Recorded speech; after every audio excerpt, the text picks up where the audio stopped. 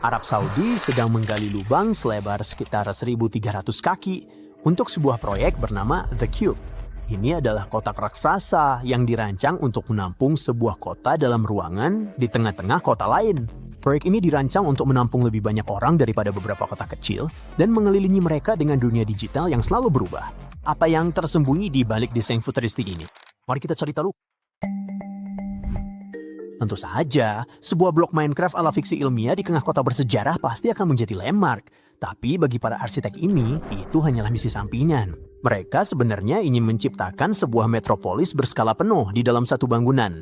Kubus ini, yang dikenal sebagai Mukaab, akan menjadi pusat distrik pusat kota baru di Riyadh. Skalanya saja udah membuatnya menjadi salah satu proyek konstruksi paling ambisius di dunia. Rencananya adalah membangun sebuah kubus sempurna yang tingginya lebih dari 1.300 kaki dan lebarnya juga sama. Agar lebih mudah dibayangkan, kamu bisa memasukkan sekitar 20 gedung Empire State ke dalam bangunan ini. Semua di sini ditumpuk seperti lapisan-lapisan di gedung pencakar langit raksasa. Jadi, alih-alih menyeberang jalan, kamu akan naik lift berkecepatan tinggi antar lantai. Di dalam kotak itu, rencananya akan dibangun sebuah aula kolosal di bagian tengah. Gambar konsep menunjukkan atapnya sebagai layar melengkung raksasa yang bisa memproyeksikan hampir apa saja. Lautan biru di atasmu atau langit dari planet lain. Kalau berhasil masuk ke dalamnya, tidak akan terasa seperti memasuki gedung biasa. Rasanya mungkin seperti melangkah ke dimensi lain. Di tengah ruang besar itu, ada rencana untuk membangun menara spiral. Menara ini kabarnya akan lebih tinggi dari Menara Eiffel dan di dalamnya akan ada hotel, restoran, serta bioskop. Kalau kamu berhasil memesan kamar di sana, jangan berharap melihat jalanan biasa dari jendela kamarmu. Sebaliknya, kamu akan langsung mendapatkan pemandangan ke aula raksasa yang menampilkan adegan digital keren apapun yang sedang diputar saat itu. Mengelilingi inti ini, sisa kubusnya diatur menjadi lapisan-lapisan yang berfungsi seperti lingkungan permukiman. Ini adalah perpaduan antara hunian, tempat kerja, dan area pengunjung, dengan museum, taman dalam ruangan, serta kawasan perbelanjaan besar. Kabarnya, bangunan ini juga akan memiliki sistem transportasi internal sendiri untuk memudahkan kamu berpindah tempat, jadi kamu tidak perlu keluar sama sekali. Secara teori, satu gedung ini bisa menampung sekitar 400.000 orang sekaligus.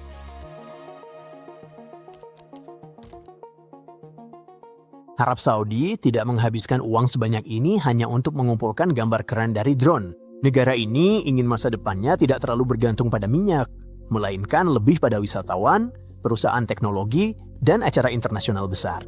New Murabba, distrik di sekitar The Cube, dirancang untuk mengubah Riyadh menjadi destinasi wisata yang hanya bisa kamu temui sekali seumur hidup. Secara konsep, The Cube bekerja seperti resor sebesar kota yang digabungkan dengan kawasan bisnis. Kalau kamu tinggal di sana, kamu tidur di menaranya, bekerja di lapisan-lapisan sekitarnya, dan bisa pergi ke taman, mall, serta dunia bertema digital tanpa harus keluar gedung sama sekali. Bagi turis, ini adalah pengalaman kota masa depan raksasa yang serba ada, semuanya dalam satu kotak.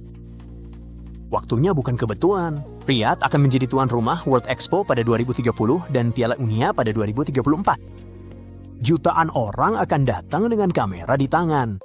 Kalau The Cube selesai tepat waktu, bangunan ini akan langsung muncul di setiap video influencer dan di setiap video 10 hal paling gila yang ada di bumi. Itu jenis pemasaran gratis yang nggak bisa kamu beli di kemudian hari. Seluruh dunia impian ini tentu ada harganya. Proyek New Murabba yang lebih luas dengan The Cube sebagai pusatnya diperkirakan menelan biaya sekitar 50 miliar dolar Amerika Serikat. Itu setara dengan ekonomi tahunan sebuah negara kecil yang dituangkan ke satu distrik saja.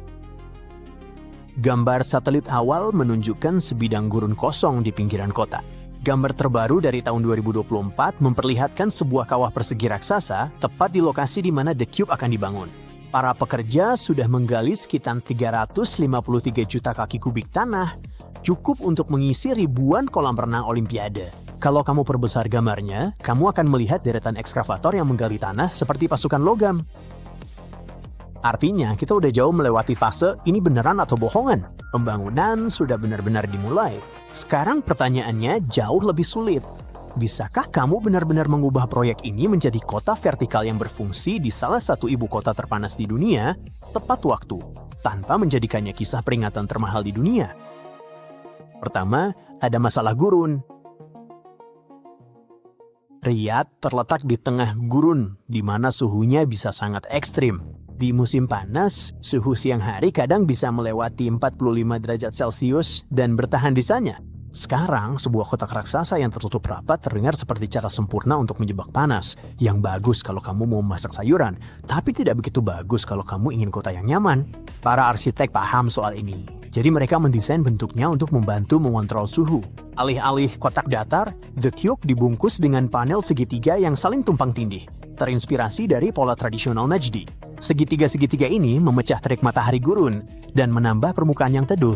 Panel-panel itu juga menyisakan celah-celah kecil agar udara bisa bergerak masuk. Ide dasarnya sederhana, menghalangi sebagian sinar matahari supaya bagian dalam tetap lebih sejuk. Meski dengan lapisan luar yang cerdik itu, mendinginkan tempat seperti ini tetap pekerjaan besar. Pada dasarnya, kamu sedang mencoba menyejukkan sebuah kota kecil yang ditumpuk secara vertikal. Setiap derajat suhu di luar, setiap badai pasir, setiap hari musim panas yang panjang membuat sistem bekerja lebih keras dan tagihan energi makin membengkak. Lalu ada masalah langit palsu. Dalam gambar konsepnya, aula tengah terlihat seperti sesuatu dari game fiksi ilmiah. Langit-langit dan sebagian dinding berubah menjadi satu layar melengkung raksasa. Jadi kamu tidak sekedar masuk ke lobi yang didekorasi. Kamu masuk ke pemandangan lautan, atau kota fantasi, atau lanskap Mars yang mengelilingimu dari segala sisi. Trik semacam itu sebenarnya udah ada dalam bentuk yang lebih kecil. The Sphere di Las Vegas misalnya melapisi bagian dalamnya dengan layar LED raksasa dan membawa orang ke dunia digital yang bergerak. The Cube ingin mendorong hal itu lebih jauh lagi. Ubahnya akan membutuhkan layar yang ukurannya berkali-kali lipat lebih besar dan mampu memberikan hasil kelas atas tanpa mengalami panas berlebih. Semua ini harus muat di dalam bangunan yang sangat tidak biasa. Gedung pencakar langit biasa hanyalah menara tinggi, dan para insinyur sudah tahu cara menanganinya. The Cube lebih mirip balok raksasa berlubang dengan ruang kosong besar di tengahnya dan seluruh lingkungan yang ditumpuk di sekelilingnya. Bangunan ini tetap harus berdiri kokoh dan menopang dinding luar, ditambah menara pusat dan kubah. Sementara bagian dalamnya entah bagaimana tidak berubah menjadi labirin sempit. Lalu ada masalah orang-orangnya. Pada hari yang ramai, ada kerumunan orang yang bergerak ke sana kemari. Dalam keadaan darurat, kamu harus bisa mengeluarkan mereka dengan cepat. Itu saja sudah cukup sulit di mall biasa, apalagi di mini kota yang bertingkat-tingkat. Meskipun Cube terlihat seperti sesuatu dari planet lain, idenya sendiri sebenarnya tidak. Ada contoh lain di mana para arsitek mencoba memasukkan segala sesuatu ke dalam satu bangunan. Di Chengdu, Tiongkok, New Century Global Center sudah terasa seperti mimpi yang jadi kenyataan bagi para introvert. Tempat ini sangat besar hingga terasa seperti mini kota di bawah satu atap. Kamu bisa bangun di hotel, berjalan-jalan di jalanan dalam ruangan, dan bersantai di pantai berpasir di bawah matahari buatan. Semuanya tanpa melihat langit asli di luar. Tepat di luar Berlin, ada hanggar kapal udara tua yang sangat besar, yang sekarang menjadi Tropical Islands Resort. Tempat ini cukup besar untuk menampung patung Liberty berdiri di dalamnya. Sementara pedesaan di luar bisa tertutup salju, orang-orang di dalam berenang di air hangat, berjalan melewati pohon-pohon palem, dan bersantai di bawah langit musim panas buatan. Arab Saudi bukanlah pemain baru dalam proyek-proyek futuristik raksasa. NEOM misalnya mencakup rencana untuk The Line, sebuah kota lurus dengan dinding kaca yang membentang bermil-mil melintasi gurun, bahkan setelah skala proyeknya baru-baru ini diperkecil. Dorongan yang sama juga ada di balik rencana pembangunan stadion-stadion besar dan bahkan resort ski sepanjang tahun di pegunungan negara gurun ini. Dan itu bukan hal buruk, karena meskipun mega proyek ini tidak sepenuhnya berhasil, mereka tetap mendorong batasan tentang seperti apa kota di masa depan. Ribuan tahun yang lalu, orang-orang bangun piramida yang sampai sekarang masih membingungkan kita. Hari ini, teknologi akhirnya memungkinkan kita mencoba sesuatu yang sama anehnya. Hanya saja, kali ini berupa kubus bercahaya di tengah gurun. The Cube adalah sebuah eksperimen tentang seberapa jauh kita bisa membengkokkan batas rekayasa dan imajinasi secara bersamaan. Apapun hasilnya nanti, sudah pasti kita akan mendapatkan foto-foto yang sangat menarik, yang pastinya berkesan. Arab Saudi ingin menjadi tuan rumah Asian Winter Games, tepat di tengah gurun pasir. Tidak perlu lagi mendaki gunung bersalju dengan perlengkapan yang lebih berat dari badanmu sendiri. Tak ada lagi lembah bersalju, hanya unta, hamparan pasir tanpa akhir, dan matahari yang bisa menggoreng telur kalau kamu pecahkan di atas plat logam. Mari kita bahas satu ide besar yang tak terduga. Membangun landmark ski futuristik di tempat di mana salju dianggap sesuatu yang luar biasa. Negara-negara gurun sudah pernah mencoba hal serupa sebelumnya. Dubai membangun lintasan ski sendiri di dalam sebuah mall hampir 20 tahun yang lalu. Kamu bisa beli sepatu sneakers, 6 mil, lalu main ski tanpa harus keluar gedung sama sekali. Dulu hal itu benar-benar bikin orang tercengang, tapi kalau dibandingkan dengan proyek Trojena, rasanya jadi kecil banget. Ini bukan sekedar atraksi sampingan di dalam ruangan. Ini adalah bagian dari rencana senilai sekitar 500 miliar dolar untuk menciptakan zona musim dingin di dalam wilayah gurun, tepat di tengah pegunungan sungguhan. Trojena terletak di pojok barat laut Arab Saudi, di daerah pegunungan dengan punggungan tajam dan hamparan tanah kosong yang panjang di antaranya. Ini adalah salah satu bagian dari strategi yang jauh lebih besar bernama NEOM, sebuah rencana untuk membangun kota-kota dan resort baru di seluruh wilayah ini. Seluruh zona ini merupakan bagian dari sabuk gurun di semenanjung Arab, dengan kota-kota yang berjauhan dan hamparan panjang di mana kamu kebanyakan hanya melihat batu, pasir, dan langit. Iklim di sini benar-benar keras. Suhu di siang hari musim panas bisa melewati 100 derajat Fahrenheit, dan saat tengah hari, panasnya terasa dari atas dan bawah, seolah-olah kamu sedang dipanggang. Meninggalkan benda logam di bawah sinar matahari langsung adalah ide yang sangat buruk.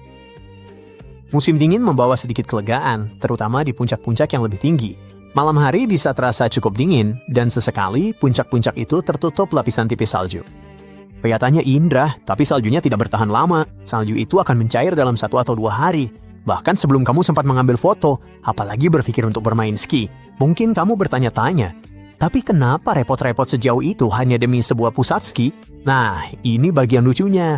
Tempat ini jauh lebih dari sekedar pusat ski. Rencananya adalah membangun sebuah kota musim dingin secara keseluruhan, tempat yang memiliki lintasan ski, hotel, kereta gantung, zona perumahan, lapangan golf, bahkan menara berbentuk kristal yang direncanakan setinggi Menara Eiffel. Trojena mencakup sekitar 23 mil persegi, dengan sekitar 18,6 mil lintasan ski yang membentang di pegunungan. Seluruh idenya adalah mengubah Trojena menjadi destinasi unik yang wajib dikunjungi orang-orang. Kamu bisa main ski di pagi hari, hiking di sore hari, dan menghabiskan waktu di tepi danau buatan yang sangat besar. Danau itu rencananya akan menjadi daya tarik utama resor yang ditahan oleh 3 bendungan raksasa. Membangun sesuatu seperti itu di atas batu gurun memang sulit. Tanahnya bisa bergeser dan bocor.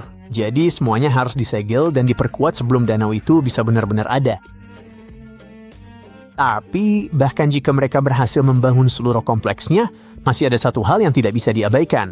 Tempat ini tidak mendapat cukup salju alami agar semuanya bisa berjalan. Bahkan jauh dari cukup. Itulah sebabnya seluruh proyek ini harus mengandalkan mesin atau teknologi canggih untuk menghasilkan sebagian besar saljunya. Mesin salju membantu dengan meniupkan udara dingin ke udara, yang kemudian berubah menjadi butiran es kecil yang menutupi lereng. Ini memang berhasil, tapi matahari di wilayah ini dengan cepat menghangatkan tanah. Jadi saljunya bisa melunak atau mencair, kecuali mereka terus-menerus menambahkannya. Mesin-mesin itu juga membutuhkan banyak air. Karena daerah ini tidak memiliki danau atau sungai alami, rencana NEOM adalah mengambil air laut yang telah didesalinasi dari pesisir Laut Merah dan menyalurkan air tawar itu melalui pipa dan sistem penyimpanan ke seluruh zonanya, termasuk area pegunungan. Itu membutuhkan pipa yang panjang dan pompa yang kuat, ditambah pasokan listrik yang stabil, supaya semuanya tidak mati saat cuaca panas. Dan meskipun semua itu sudah dilakukan, udara tetap harus cukup dingin agar salju bisa terbentuk dengan baik. Kalau udaranya terlalu hangat, mesin-mesin itu bisa menyemprot sepuasnya, tapi saljunya tetap tidak akan menempel. Jadi para insinyur harus mempelajari lereng-lerengnya, dan mencari tahu bagian mana yang tetap dingin dan bagian mana yang cepat panas. Semua ini membutuhkan listrik dalam jumlah besar. Dan Trojena seharusnya mendapatkan dayanya dari sistem energi terbarukan NEOM yang mencakup tenaga surya, angin, dan energi yang disimpan. Tenaga surya terdengar sempurna karena wilayah ini hampir setiap hari mendapat sinar matahari. Tapi ada satu masalah, panel surya suka cahaya, bukan panas ekstrim. Kalau panelnya terlalu panas, mereka menghasilkan daya lebih sedikit. Dan itu bisa terjadi justru saat mesin salju paling butuh energi yang stabil. Jadi, matahari yang sama yang membuat tempat ini sempurna untuk tenaga surya juga bisa membuat panel-panelnya jadi males di saat yang paling tidak diinginkan. Semua ini menunjukkan rencana dasarnya. Tapi bagaimana menyelaraskan semuanya di tengah panas yang tak terduga membuat para insinyur harus kerja lembur. Dan tantangan itu dimulai dari tanah tempat mereka membangun. Tanah atau batuan yang bergeser bisa menunda kemajuan atau memaksa desain ulang. Lalu, ada masalah jarak. Lokasinya cukup jauh dari kota-kota besar. Jadi, mengangkut material ke Trojena berarti harus menarik peralatan berat melintasi bermil-mil gurun kosong. Bahkan dengan jalan yang lebih baik, memindahkan material tetap bisa memperlambat segalanya. Proyek sebesar ini membutuhkan tenaga kerja yang sangat banyak, mesin-mesin khusus, dan sistem pendingin canggih. Ditambah pengecekan terus-menerus agar semuanya tetap berjalan. Bahkan dengan anggaran yang sangat besar, masalah tak terduga bisa menumpuk. Jadi kita sudah melihat perlambatan di bagian lain, Neom. Jadi, Trojena bisa saja menghadapi masalah yang sama. Tapi semua ini bukan berarti proyeknya tidak bisa berhasil. Ini hanya menunjukkan betapa rumitnya membangun sesuatu sebesar ini di tempat yang secara alami tidak dirancang untuk apa yang ingin mereka ciptakan. Kalau semua bagian ini digabungkan, jadi jelas kenapa Trojena mungkin salah satu proposal paling ambisius yang pernah ada. Tapi bagaimana dengan keajaiban rekayasa lain yang awalnya juga tampak mustahil? Bendungan Tiga Ngarai di Tiongkok adalah salah satu ide yang membuat orang tertegun dan terkesima. Bendungan ini membentang lebih dari 7.500 kaki, melintasi Sungai Yansi, dan tingginya melebihi Patung Liberty. Agar bisa berfungsi, para insinyur memindahkan lebih dari 1 juta orang dan membanjiri seluruh lembah. Ketika akhirnya mulai beroperasi, bendungan ini menjadi sumber tenaga listrik tenaga air terbesar di dunia, mengalirkan listrik ke jutaan rumah, dan membantu melindungi kota-kota di hilir dari banjir berbahaya. Contoh lainnya adalah Jembatan Hong Kong Zhuhai Macau. Ini adalah salah satu penyeberangan laut terbesar yang pernah dibangun dan merupakan jembatan laut terpanjang di dunia, membentang hampir 35 mil dan menghubungkan Hong Kong, Zhuhai, serta Macau. Untuk membangunnya, para insinyur harus menghadapi perairan dalam, lalu lintas kapal yang padat, badai, dan arus yang kuat. Mereka menancapkan tiang-tiang raksasa ke dasar laut, membangun pulau buatan, dan bahkan menambahkan terowongan bawah laut agar kapal-kapal besar bisa lewat. Tujuannya adalah agar mobil dan bus bisa menyeberangi laut dalam satu perjalanan, tanpa harus naik feri. Saat Qatar menjadi tuan rumah Piala Dunia, mereka harus mengatasi masalah panas yang serius. Cuaca musim panas di sana bisa membuat orang sulit berdiri di luar, apalagi bermain sepak bola. Untuk menjaga keselamatan pemain dan penonton, para insinyur membangun sistem pendingin di bawah kursi, di dalam dinding, dan di sekitar lapangan, yang meniupkan udara dingin ke seluruh lapangan, dan menurunkan suhu di seluruh stadion. Mendinginkan ruang terbuka sebesar itu jauh lebih sulit daripada mendinginkan gedung biasa. Tapi mereka tetap berhasil mengubah mangkuk udara panas raksasa ini menjadi sesuatu yang lebih mirip arena ber-AC. Semua rencana besar yang berhasil ini menunjukkan bahwa kita seharusnya belum menyepelekan Trojena. Ada beberapa hal besar yang menjadi keunggulannya. Anggarannya sangat besar. Pihak berwenang sepenuhnya mendukungnya. Dan Neom sedang dibangun untuk mendukungnya dengan jalan, energi, dan tenaga kerja. Apakah mereka akan selesai tepat waktu untuk Olimpiade musim dingin masih menjadi pertanyaan. Tapi jika mereka berhasil, Trojena bisa saja menjadi salah satu destinasi wisata paling terkenal di dunia.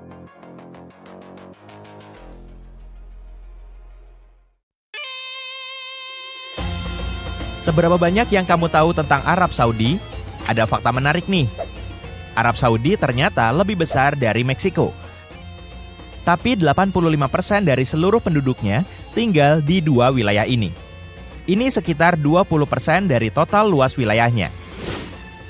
Semoga kamu semakin penasaran karena ini akan semakin menarik.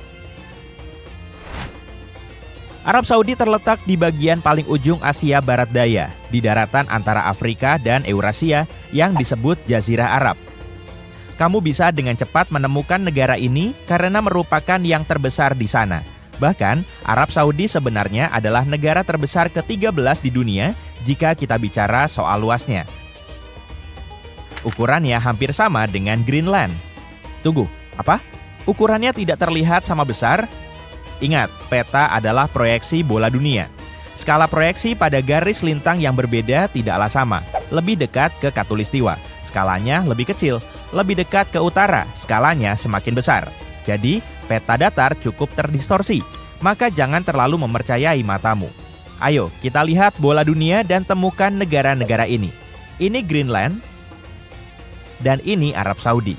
Sekarang, keduanya terlihat hampir sama. Jazirah Arab adalah daerah gurun, jadi sebagian besar daerah itu adalah padang pasir.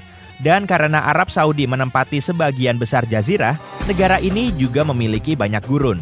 Sekitar 95% wilayah negara ini adalah gurun atau semi-gurun. Rub al-Khali, Gurun pasir tak bertepi terbesar di dunia terletak di negara ini. Yang dimaksud tak bertepi di sini adalah tidak ada yang lain selain pasir di sana. Dan gurun pasir ini sangat luas, lebih luas dari gabungan Belanda, Belgia, dan Perancis. Dan bukit pasirnya bisa mencapai ketinggian gedung 60 lantai. Tapi di sana sangat panas dan lembab dan tidak ada sumber air alami. Memang ada laut di sekeliling negara ini, tapi itu adalah air asin. Jadi, Arab Saudi harus melakukan desalinasi air sebelum bisa dikonsumsi. Negara ini mendatangkan bertonton air dari luar negeri, tapi 1 galon air masih lebih mahal daripada 1 galon minyak. Jadi, kalau berkunjung ke sana, perbanyaklah persediaan air minum. Kamu nggak akan pernah menduga apalagi yang diimpor negara ini dari luar negeri. Pasir. Ya, sebagai negara gurun dan memiliki pasir yang berlimpah, Arab Saudi masih harus membeli pasir dari Australia untuk keperluan konstruksi dan produksi kaca. Ternyata, pasir gurun tidak stabil dan tidak cocok untuk bisnis semacam itu. Di saat yang sama, negara ini memiliki sesuatu yang berharga, yaitu minyak. Dulu, Arab Saudi adalah negara gurun yang miskin. Kemudian pada tahun 1938, minyak ditemukan dan semuanya berubah. Saat ini, Arab Saudi memiliki lebih banyak minyak daripada negara lain dan merupakan pengekspor minyak dan bahan bakar terbesar di dunia.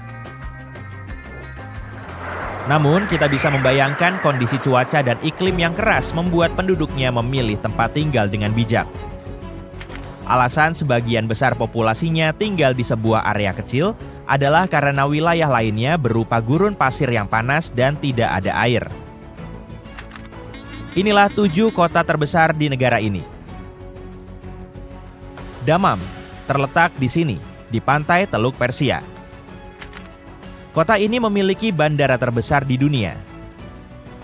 Bandara Raja Fahd. Ukurannya 5 kali lebih besar dari bandara terbesar kedua di dunia. Kita bergerak ke arah barat. Riyadh adalah ibu kota dan juga kota terpadat. Kata Riyadh berarti taman. Ini mungkin mencerminkan bagaimana kota ini di masa lalu, sebuah oasis di tengah padang pasir. Sekarang, kota ini menjadi megapolis besar dengan deretan gedung pencakar langit dan telah berkembang sebesar dan setinggi ini dalam waktu kurang dari 1 abad. Sekarang kita bergerak ke arah barat daya dan menyusuri daerah padat penduduk lainnya. Jalan dari Riyadh ke Aba berada tepat di sebelah barat Rub al-Khali, di Empty Quarter. Gurun pasir terluas yang tadi sudah kusebutkan. Daerah itu tidak berpenghuni dan bahkan belum sepenuhnya dijelajahi. Namun di bawah pasirnya terdapat cadangan minyak bumi yang besar. Jadi mungkin suatu saat nanti gurun ini tidak akan menjadi misteri lagi. Sekarang kita sampai di Aba. Nama ini berarti parfum dan merupakan sebuah oasis di padang pasir. Di sini hijau, ada banyak bunga dan pemandangannya menakjubkan. Ini adalah kota seni, budaya dan kopi. Kota ini menyelenggarakan festival musim panas tahunan dan terkenal akan kulinernya yang unik serta kesenian tradisionalnya, tarian, lukisan, tembikar, dan ukiran kayu. Jika Riyadh identik dengan bisnis, Aba mewakili budaya. Sekarang kita beralih ke utara, di sepanjang pantai Laut Merah. Kita akan melihat 3 kota yang saling berdekatan, Taif, Mekah, dan Jeddah. Jeddah adalah kota terpadat kedua di negara ini, dan sebentar lagi kota ini akan mencetak sejarah. Saat ini Menara Jeddah sedang dibangun di sana. Menara ini direncanakan memiliki tinggi 1000 meter. Hal ini akan menjadikan menara ini sebagai gedung tertinggi di dunia, melampaui Burj Khalifa. Pembangunannya dimulai pada tahun 2013 dan kemudian sempat ditunda selama 5 tahun. Pada tahun 2023, pembangunan kembali dilanjutkan. Jeddah juga memiliki air mancur tertinggi di dunia, yaitu air mancur Raja Fahd. Air mancur ini menyemburkan air setinggi gedung 20 lantai. Ingatkah kamu bahwa negara ini kekurangan air tawar? Jadi tentu saja air mancur ini tidak menggunakan air tawar yang berharga itu. Airnya diambil dari Laut Merah yang berarti merupakan air asin. Mekah adalah kota tersuci di negara ini. Kota ini rumah bagi masjid terbesar di dunia dan banyak tempat suci lainnya. Selama hari raya keagamaan, jumlah orang di kota ini meningkat 2 kali lipat. Jalan dari Mekah ke tujuan kita berikutnya, Taif, sangatlah menawan. Jalan ini melewati pegunungan dan lembah yang dalam, pasar buah dan perkebunan mawar. Taif adalah kota pegunungan yang biasanya diselimuti awan.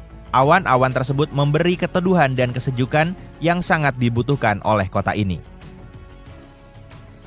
Jadi bisa dibayangkan bahwa kota ini adalah tujuan wisata yang sangat populer, terutama di musim panas, karena merupakan salah satu dari sedikit tempat di negara ini yang memiliki cuaca cukup bersahabat. Taif secara tidak resmi disebut sebagai ibu kota musim panas Arab Saudi. Kota ini juga dijuluki kota mawar. Sekitar 300 juta mawar tumbuh di kota ini setiap tahunnya. Setelah dipanen, bunga-bunga ini digunakan untuk memproduksi minyak mawar termahal di dunia. Masih ada beberapa kota besar lagi dalam daftar dan kita terus bergerak ke utara.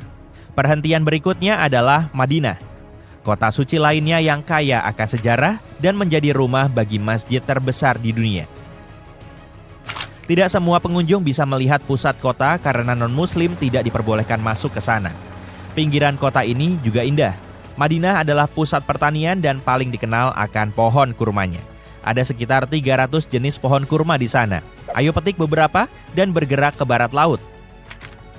Ke kota terakhir dalam tur kita, yaitu Tabuk.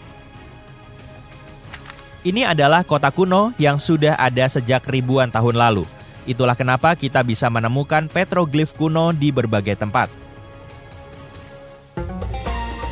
Tapi itu bukan satu-satunya hal yang ditawarkan kota ini. Nyatanya, Tabuk memiliki semuanya.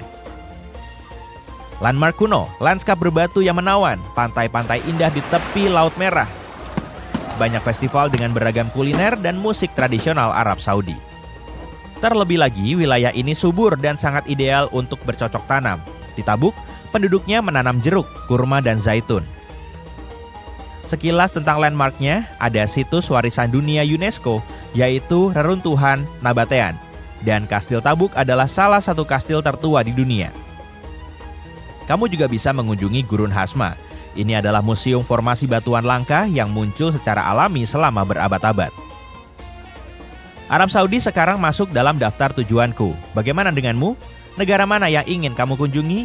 Tulis di kolom komentar ya. Jangan lupa untuk berlangganan channel ini. Tur sudah berakhir, tapi masih ada beberapa fakta untukmu. Hewan nasional Arab Saudi adalah unta. Ternyata unta adalah hewan asli Jazirah Arab. Dan ada bukti bahwa unta dan manusia hidup berdampingan selama berabad-abad. Masyarakat Arab Saudi sangat mencintai dan menghormati unta mereka. Dan di jalan-jalan kecil, unta digunakan sebagai alat transportasi. Bahkan ada kontes kecantikan untuk unta. Dan para penggemar mengatakan bahwa unta yang cantik akan langsung terlihat menonjol. Dan itulah sekilas tentang Arab Saudi. Sampai jumpa. Akhirnya mereka berhasil melakukannya. Setelah 300 tahun pencarian, para arkeolog akhirnya menemukan lokasi tanah hilang Jaguar Putih, kota Maya yang tersembunyi di hutan liar Meksiko. Semuanya bermula pada tahun 1500-an bersama suku Maya Lacandon. Mereka ini adalah para penyintas tangguh yang benar-benar tidak pernah menyerah. Ketika ibu kota utama mereka, La Chomtun, jatuh ke tangan Spanyol pada tahun 1586, kebanyakan orang mungkin sudah menyerah, tapi tidak dengan Lacandon. Tidak, mereka justru berkemas, masuk lebih dalam ke hutan hujan, dan membangun benteng terakhir mereka, Sakbalan. Itu adalah benteng tersembunyi, berupa kuil-kuil batu, jalur-jalur hutan yang berliku, dan monyet-monyet howler yang bertingkah seperti penjaga kecil yang berisik. Selama lebih dari 100 tahun, Lacandon berhasil menjaga tradisi mereka tetap hidup di sana, jauh dari kendali Eropa. Lalu pada tahun 1695, sejarah pun datang menerjang. Seorang biarawan Spanyol bernama Diego de Ribas tersesat ke Sakbalan, dan ya, itulah awal dari akhir segalanya. Tak lama kemudian Spanyol mengambil alih. Pada tahun 1721, bangsa Maya telah meninggalkan Sakbalan. Hutan pun tidak membuang waktu. Hutan menelan tempat itu bulat-bulat, dengan akar-akar yang merobek dinding dan sulur-sulur yang menutupi alun-alun. Kota itu tidak sekadar menghilang. Kota itu benar-benar dilahap hidup-hidup. Selama 300 tahun berikutnya, Sakbalan lebih menjadi mitos daripada kenangan, sebuah nama yang dibisikkan oleh para arkeolog dan penjelajah diam-diam berharap bisa menemukannya suatu hari nanti. Banyak ekspedisi mencoba melacaknya, tapi hutan hujan itu licik.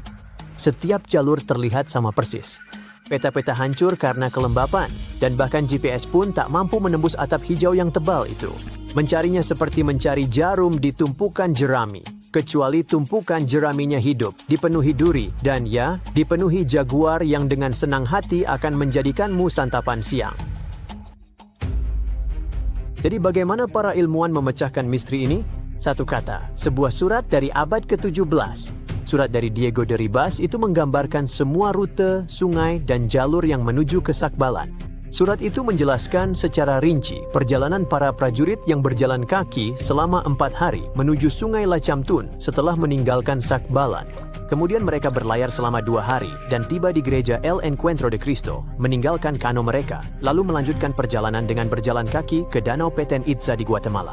Ini sebenarnya sudah cukup rinci, tetapi para ilmuwan perlu menentukan lokasi persisnya dengan sistem informasi geografis. Mereka mempertimbangkan lapisan vegetasi dan seberapa banyak beban yang dibawa setiap orang untuk memetakan perkiraan area di mana Sakbalan seharusnya berada. Mereka memasukkan informasi ini ke GIS dan menghitung di mana kota itu seharusnya berada. Dan benar saja, itu berhasil. Para arkeolog menelusuri hutan dan menemukan kuil-kuil batu yang menjulang seperti gigi patah dari dalam tanah. Di sana juga ditemukan beberapa alat dan keramik serta sebuah gereja Spanyol tepat di tengah reruntuhan. Penemuan ini bukan sekadar tentang reruntuhan yang keren. Penemuan ini mengubah sejarah. Selama beberapa dekade, orang-orang mengira bahwa suku Lacandon langsung tercerai-berai setelah Lacomtun jatuh. Tetapi Sakbalan membuktikan bahwa mereka berkumpul kembali, berjuang, dan mempertahankan budaya mereka selama lebih dari 1 abad lagi. Ini seperti menemukan bab terakhir dari sebuah buku yang kita kira sudah berakhir terlalu cepat. Ada ironi di sini.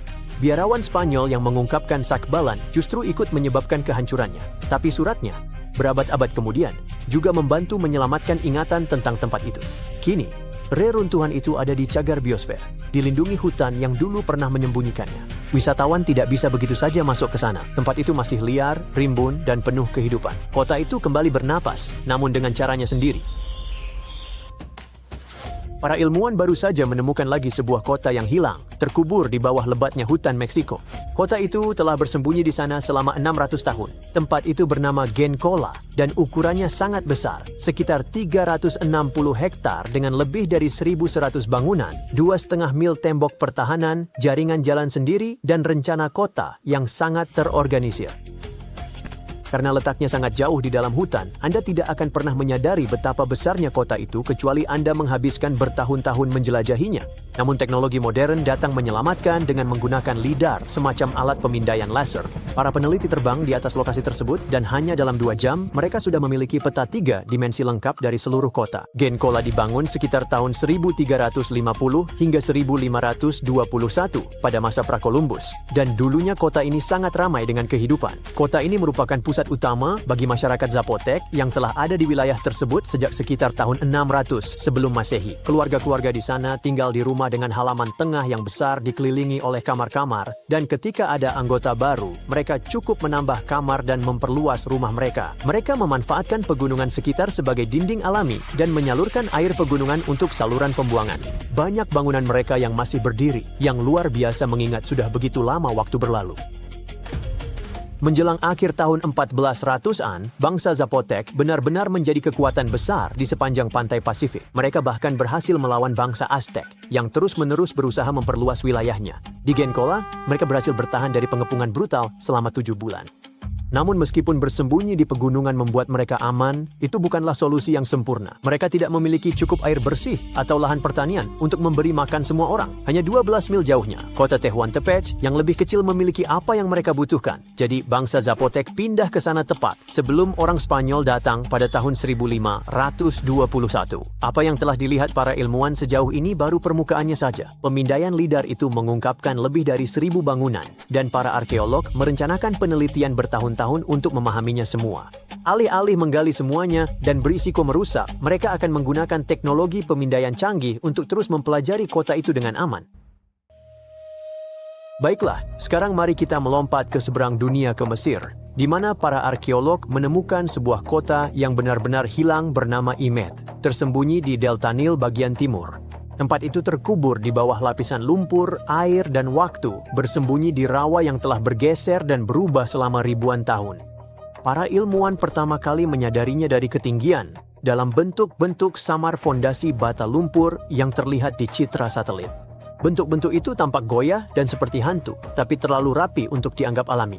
Jadi, mereka mengikuti pola-pola itu ke daratan, mulai menggali, dan kota ini pun mulai hidup kembali. Mereka menemukan rumah menara bertingkat, pada dasarnya gedung pencakar langit mini di dunia kuno. Bangunan-bangunan itu memiliki beberapa lantai, fondasi yang tebal, dan mampu menahan beban yang sangat berat. Jenis hunian vertikal seperti itu sangat langka di Mesir, terutama di luar Delta Nil. Ini menunjukkan bahwa orang-orang di Imet tidak hanya menyebar ke seluruh daratan, tetapi juga membangun ke atas, yang berarti kota ini padat, direncanakan dengan cermat, dan jauh lebih urban daripada yang pernah diduga orang pada masa itu.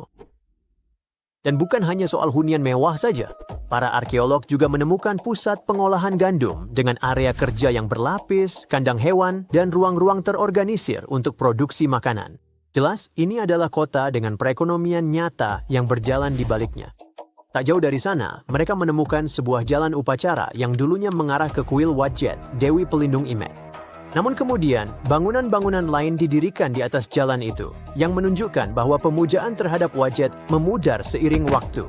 Meski begitu, reruntuhan tersebut menghasilkan beberapa peninggalan menakjubkan, seperti sebuah figurin pemakaman kecil dari faens hijau dan sebuah stela yang menggambarkan Harpokrates bertengger di atas buaya dan menggenggam ular. Dia adalah versi Yunani dari Horus, dewa keheningan, rahasia, dan anak yang baru lahir. Dan bahkan ada sebuah sistrum perunggu, alat musik Mesir kuno yang dihiasi dengan dua kepala Hathor. Ternyata Imet sudah aktif sejak sekitar abad ke-4 SM, membentang dari periode akhir Mesir hingga era Romawi. Lokasinya yang berada di jalur perdagangan membuatnya menjadi magnet bagi para pedagang dan peziarah yang mengunjungi kuil Wadjet. Jadi tempat itu tidak sekadar bertahan saja. Tempat itu berkembang, terhubung, berdagang, dan beradaptasi dengan zaman. Dan ini bukan sekadar reruntuhan berdebu lainnya. Imet memberi kita jendela untuk melihat kehidupan sehari-hari, agama, dan perencanaan kota di Delta yang selama ini jauh lebih sedikit kita ketahui dibandingkan dengan piramida dan makam-makam besar. Wow, para ilmuwan telah menemukan kota yang hilang di bawah piramida Mesir dan ukurannya sangat besar, lebih besar dari departemen store terbesar yang bisa kamu bayangkan. Ruangan bawah tanah, lorong, dan struktur vertikal, para ilmuwan belum tahu pasti apa fungsinya. Yuk kita mulai dari awal. Ilmuwan Italia dan Skotlandia yang sedang meneliti piramida Khafra menemukan sesuatu yang tampak seperti terowongan rahasia di bawah 3 piramida. Penemuan ini mungkin akan mengubah pemahaman kita tentang Mesir kuno. Ekspedisi yang dinamakan Proyek Khafra ini dipimpin oleh Corrado Malanga dari Pisa, Italia, dan Filippo Biondi dari Universitas Strathclyde, Skotlandia. Misi mereka berfokus pada eksplorasi piramida Khafra yang terbesar kedua di dataran tinggi Giza. Para ilmuwan mengungkap struktur masif di bawah piramida Khafra. Mungkinkah ini kota bawah tanah Mesir kuno? Para ahli menganalisis data yang mereka miliki dan sampai pada kesimpulan bahwa 8 struktur vertikal besar mungkin tersembunyi di bawahnya. Kemungkinan sumur atau terowongan, struktur ini membentang sejauh 1980 meter. Bayangkan menempatkan 2,5 Burj Khalifa di tanah secara berurutan sebesar itu penemuan ini. Poros-poros ini juga menukik hampir 610 meter ke bawah tanah. Beberapa stasiun bawah tanah terdalam di dunia hanya terletak sekitar 116 meter di bawah permukaan tanah. Poros silinder ini dikelilingi oleh jalur spiral. Bayangkan kastil gotik kuno. Mereka terhubung ke 2 ruangan raksasa yang berbentuk aneh. Apakah itu kubus atau mungkin mangkuk? Setiap ruangan ini kemungkinan berdiameter lebih dari 260 kaki. Meskipun kita sekarang mengetahui keberadaan struktur ini, belum ada yang memahami tujuan aslinya. Mau dengar yang lebih bikin kaget? Oke, timnya hampir yakin bahwa titik akses serupa bisa ditemukan di bawah ketiga piramida. Dengan kata lain, semuanya mungkin terhubung oleh sistem terowongan, ruangan, dan lorong bawah tanah yang tersembunyi. Lebih dalam lagi, sekitar 1219 meter di bawah permukaan, mungkin ada lebih banyak struktur yang belum diketahui. Dan bukankah itu menambah misteri? Tapi yang paling keren adalah, menurut beberapa anggota tim, struktur tersembunyi di dekat piramida Giza ini bisa jadi selaras dengan Balairung Amenti yang legendaris. Dalam mitologi Mesir kuno, ini adalah tempat di mana orang-orang diyakini tiba saat mereka mendekati akhir hayatnya. Di sana mereka konon akan menjalani ujian selama 3 hari melawan ketakutan terbesar mereka. Nah, bagaimana ilmuwan menemukan ruang-ruang tersembunyi ini? Untuk mengungkapnya, para peneliti menggunakan 2 satelit yang diposisikan 676 km di atas bumi. Mereka mengirimkan sinyal radar ke dataran tinggi Giza, dan sinyal-sinyal ini menghasilkan gambar detail yang kemudian disusun menjadi model 3D tata letak bawah tanah, termasuk terowongan-terowongan yang baru terdeteksi. Lalu dengan menggunakan teknologi radar apertur sintetis atau SAR yang merupakan jenis radar yang dapat menembus batu, tim juga menemukan 5 struktur kecil mirip ruangan yang tersembunyi jauh di dalam piramida. Salah satu ruangan ini berisi sarkofagus yang dulunya dianggap sebagai makam Firaun Khafra. Namun kini, ilmuwan percaya ini salah. Lokasi pemakaman yang sebenarnya kemungkinan ada di tempat lain, tapi kelima ruangan tersembunyi ini sama sekali nggak diketahui sebelum pemindaian. Mereka tampak tersusun di bagian tengah piramida dan terhubung dengan jalur bawah tanah yang mengarah ke bawah struktur itu. Ada pendapat bahwa terowongan ini dapat mengarah ke lebih banyak ruangan tersembunyi dan sumur. Beberapa di antaranya mungkin berusia sekitar 4.500 tahun. Gimana jika ini membantu kita memecahkan misteri peradaban kuno? Data awal menunjukkan semua ruang bawah tanah ini bisa jadi lebih dari sekadar ruangan kosong. Mungkin ada lebih banyak struktur tersembunyi di dekat piramida Giza. Kok bisa?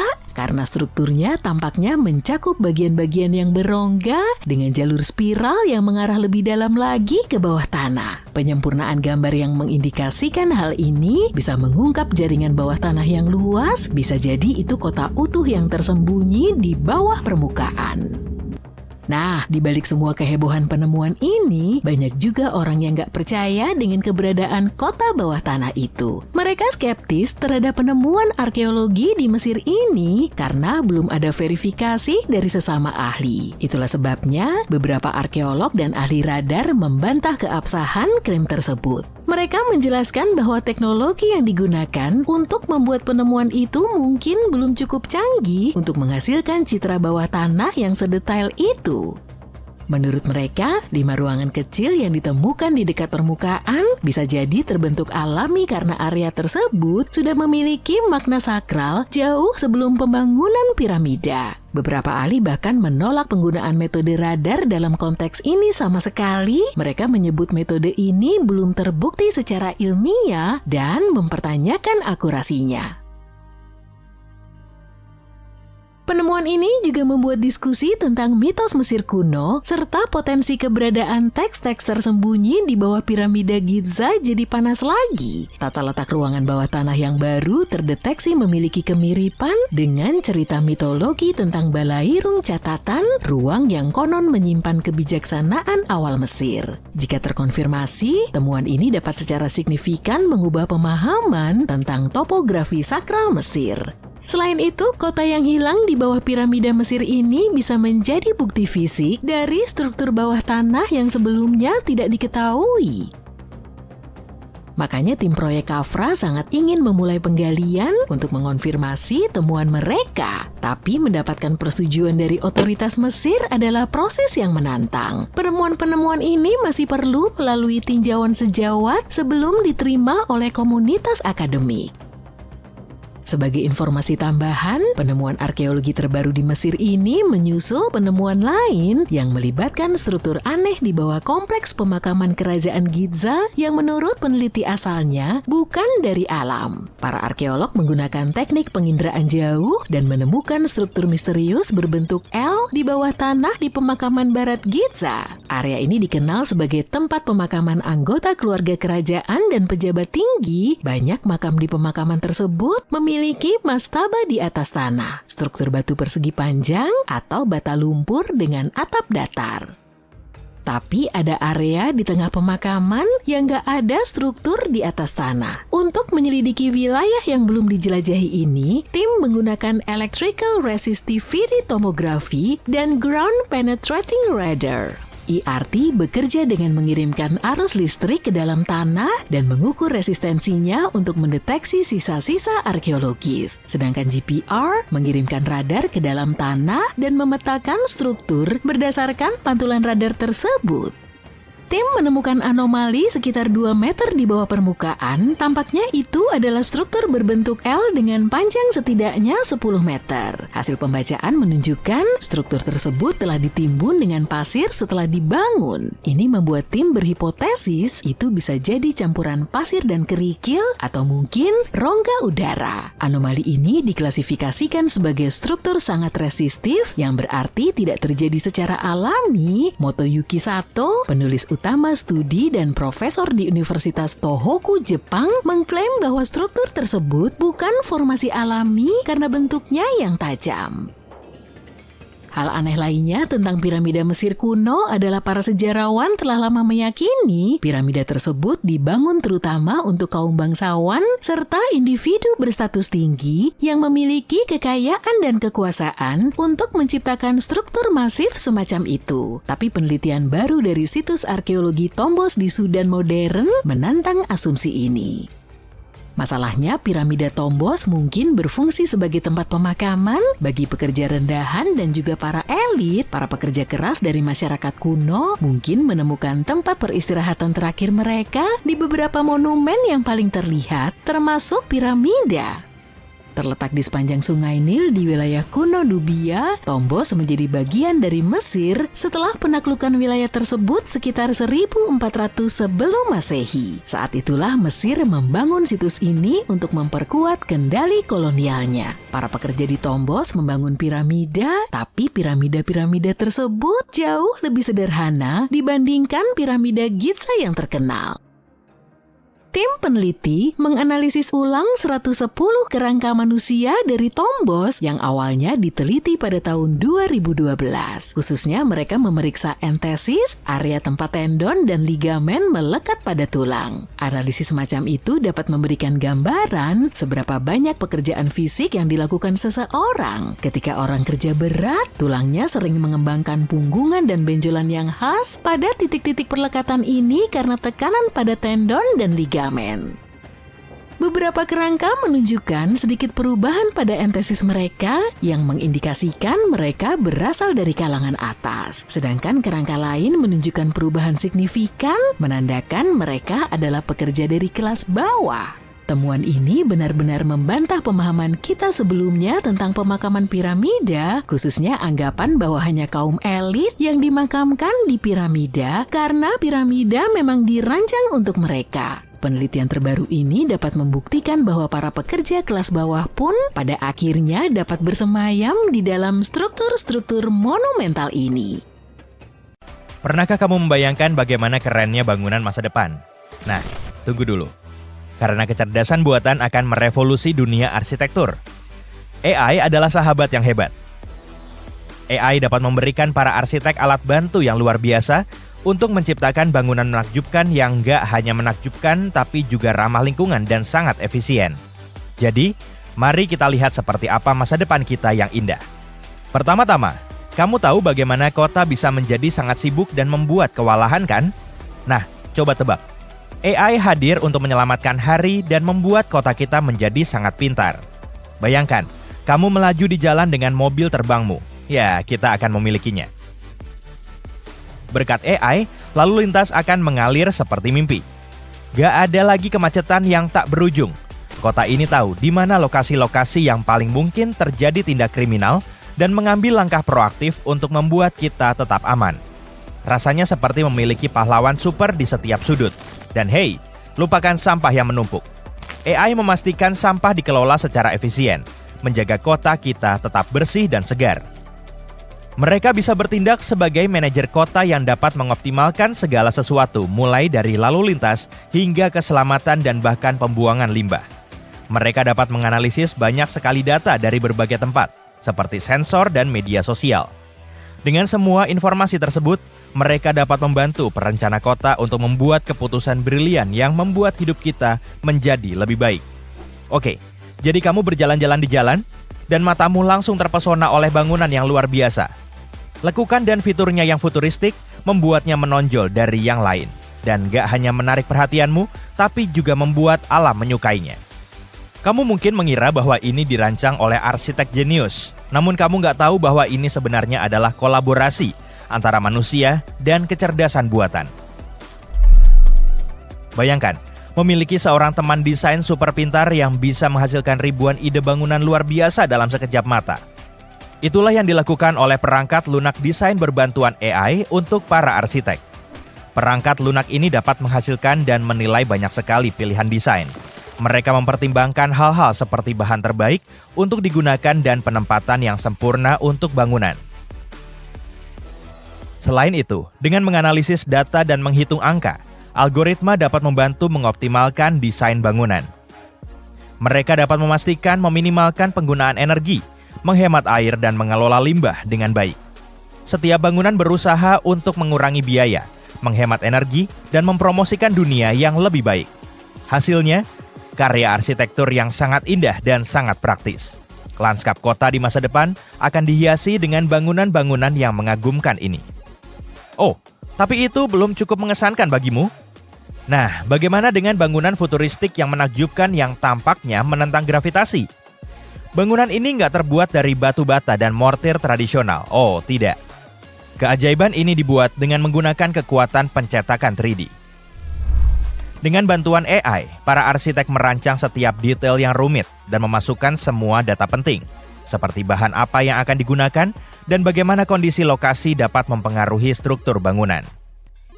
Algoritma AI bekerja secara ajaib untuk mengoptimalkan desain, menjadikannya sangat indah dan kokoh.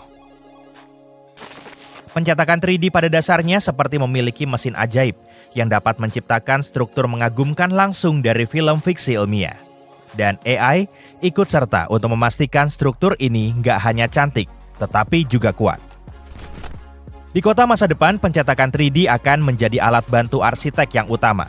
Hal ini akan memungkinkan mereka untuk menciptakan struktur yang dulunya nggak mungkin dibangun. Dari bentuk yang menakjubkan hingga detail yang rumit, kemungkinannya nggak terbatas. Tetapi AI nggak hanya membuat bangunan tampak hebat, tetapi juga membuat bangunan menjadi efisien dan nyaman. Katakanlah, kamu masuk ke dalam gedung perkantoran yang futuristik dan tara, lampu-lampu secara otomatis menyesuaikan dengan suasana hatimu dan suhu diatur dengan sempurna untukmu. Bangunan-bangunan futuristik ini mampu merasakan dan merespon lingkungannya sama sepertimu. Mereka mengontrol pencahayaan, menjaganya agar tetap tepat pada waktunya. Mereka mengatur suhu sehingga selalu nyaman dan nyaman. Mereka bahkan mengawasi keamanan dan memperbaiki masalah kecil sebelum menjadi masalah besar. Jadi, gedung pintar tahu kapan orang datang dan pergi, sehingga dapat mengoptimalkan penggunaan energi yang sesuai, menyelamatkan planet dan menghemat sejumlah uang di sepanjang jalan. Nah, hal yang menarik adalah, semua itu bukanlah satu-satunya kemungkinan. Bagaimana jika mengubah gedung pencakar langit menjadi hutan vertikal? Baru-baru ini seorang arsitek dari India sangat tertarik dengan kekuatan kecerdasan buatan. Jadi, dia memutuskan untuk bekerja sama dengan bot gambar yang disebut Midjourney untuk menciptakan sebuah visi masa depan.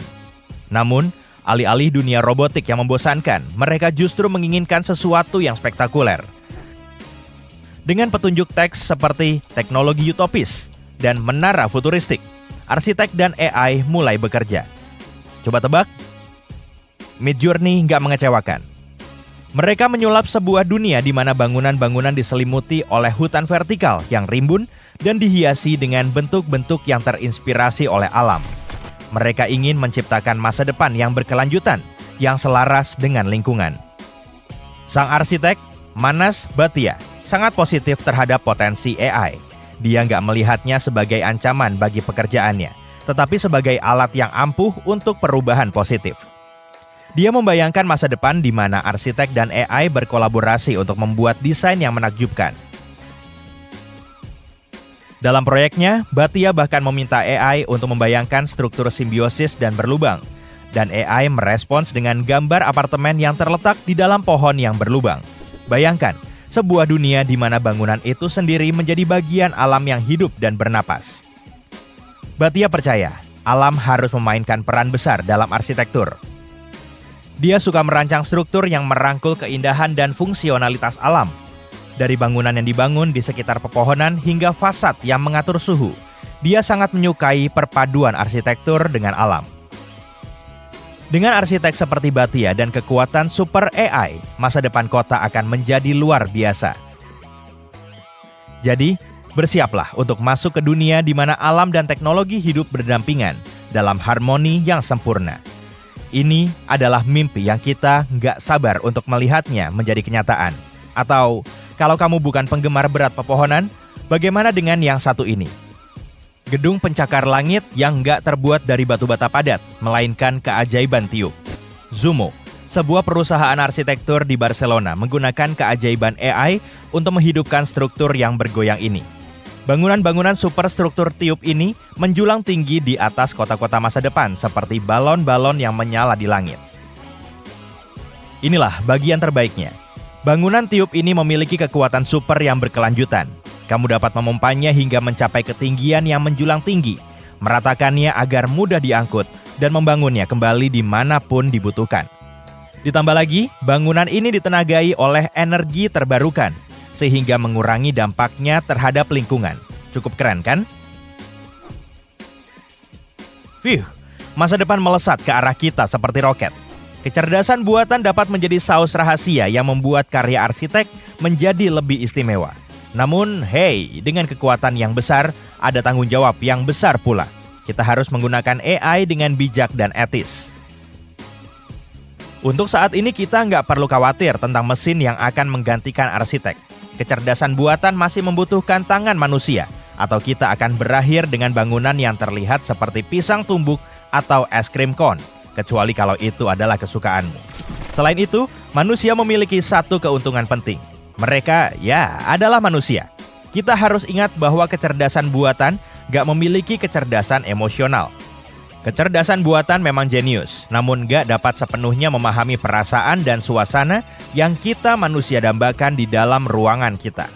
Jadi, kita harus ingat untuk menanamkan desain kita dengan sentuhan manusiawi. Elemen-elemen hangat dan samar yang membuat kita berkata, aku merasa seperti di rumah sendiri. Dan jangan lupa bahwa AI masih terus belajar.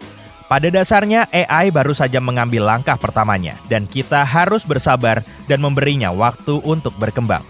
Terlalu terburu-buru dapat menghasilkan desain atau bangunan yang gak beraturan dan terlihat seperti puzzle yang campur aduk. Ini mungkin terlihat keren kalau kamu menyukai arsitektur avant-garde, tapi untuk orang biasa, tidak. Terima kasih. Jadi, saat masa depan terbentang dengan kecepatan warp, mari kita rangkul keajaiban AI dalam arsitektur. Namun, mari kita juga ingat untuk menyeimbangkan kecemerlangannya dengan sentuhan manusiawi kita. Bersama-sama, kita dapat menciptakan masa depan di mana bangunan gak hanya fungsional, tapi juga dipenuhi dengan hati dan jiwa. Ini adalah sebuah petualangan yang luar biasa. Apakah Big Apple sudah terlalu berat untuk keselamatan kota itu sendiri? Sebuah penelitian baru-baru ini mengungkapkan bahwa kota New York sedang tenggelam. Dan ini semua karena gedung-gedung pencakar langit yang menjulang tinggi. Rupanya seluruh peristiwa ini disebut subsidensi, yaitu ketika permukaan bumi mengendap sedikit demi sedikit atau tiba-tiba tenggelam. Pergeseran sedimen lunak dan beratnya beban kota itu sendiri adalah penyebab dibalik sensasi tenggelam ini.